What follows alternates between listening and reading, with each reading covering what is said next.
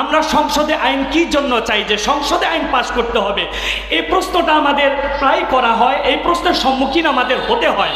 বিভিন্ন প্রশাসন এবং পুলিশ প্রশাসন, রাষ্ট্রপক্ষের বিভিন্ন অধিদপ্তর জিজ্ঞেস করে যে কাদিয়ানিরা কাফের, এটা তো আমরা সবাই জানি, রাষ্ট্রীয়ভাবে কেন আইন করতে হবে? এই উত্তরটা আমাদের জানতে হবে।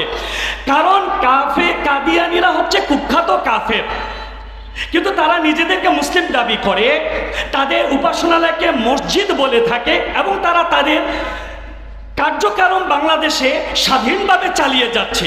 আমরা যখন বাধা দিতে যাই, তারা সমাজে বেশ করতে যাচ্ছে, ওরা প্রতি বছর পঞ্চগড়ে সমাবেশ করে থাকে। আমরা যখন বাধা দিতে চাই, আমাদের প্রশাসন তাদের বুলেট আমাদের দিকে তাক করে, তাদের বন্দুকের নল আমাদের দিকে তাক করে, ঠিক কিনা বলুন?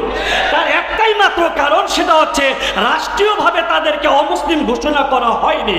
যখন তাদেরকে রাষ্ট্রীয়ভাবে অমুসলিম ঘোষণা করা হবে, তখন তারা তাদের কার্যক্রম চালাতে পারবে না এবং তারা নিজেদেরকে মুসলিম দাবি করতে পারবে না, তাদের উপাসনালয়কে মসজিদ বলতে পারবে না।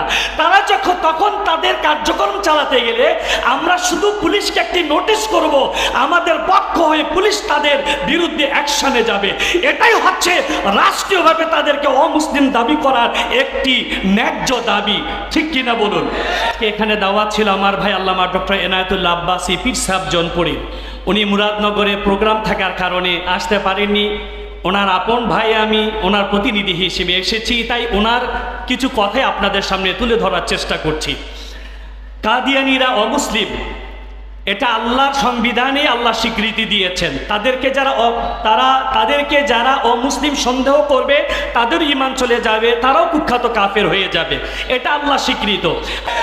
আজকে এই প্রস্তুতি সবাইকে হচ্ছে 15ই নভেম্বর ইনশাআল্লাহুল আজিজ সরোয়ার্দী উদ্যানে কাদিয়ানীদের অমুসলিম ঘোষণার দাবিতে এক মহাসমাবেশ অনুষ্ঠিত হতে যাচ্ছে। সেই মহাসমাবেশকে সফল করার লক্ষ্যেই আজকের এই গণসমাবেশ, ঠিক কিনা বলুন?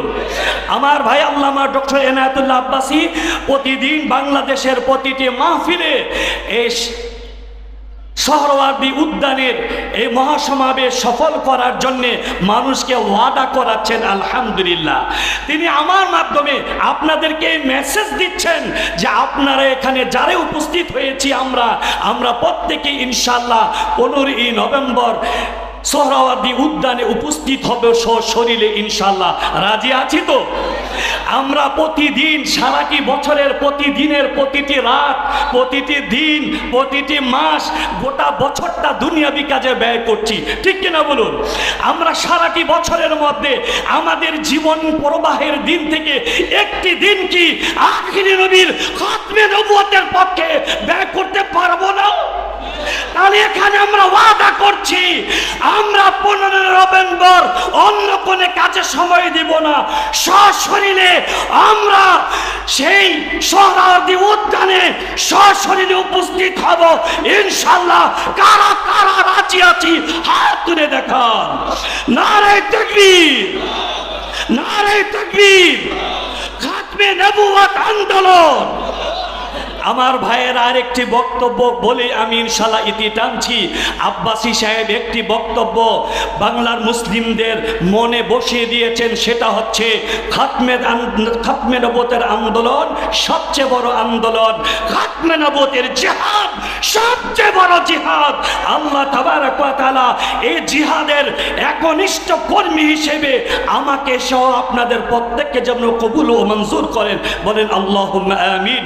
ওয়া মা তৌফিকি ইল্লা বিল্লাহ, আলাইহি তাওয়াক্কালতু ওয়া ইলাইহি উনীব। আসসালামু আলাইকুম ওয়া রাহমাতুল্লাহি তাআলা ওয়া বারাকাতুহু।